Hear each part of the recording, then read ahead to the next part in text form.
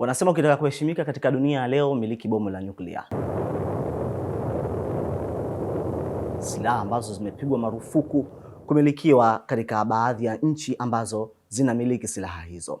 Ni nchi 9 tu ambazo zinamiliki silaha hizi duniani kote, na kati ya nchi 9 hizi ni nchi moja tu ambayo imewahi kutumia silaha hizi katika vita dhidi ya nchi nyingine, na nchi hiyo ni Marekani, pale ambapo ilipodondosha bomu katika mji wa Hiroshima na Nagasaki nchini Japani mnamo mwaka 1945. Nchi nyingine ambazo zinazomiliki silaha hizi ni pamoja na Urusi, China, Uingereza, Ufaransa, India, Pakistan, Korea Kaskazini na Israeli. Zipo baadhi ya nchi zimejivisha nafasi ya kuamua ni nani ana haki ya kumiliki silaha hizi, wakijiona wao wanalinda dunia, lakini kiuhalisia wanalinda maslahi yao binafsi.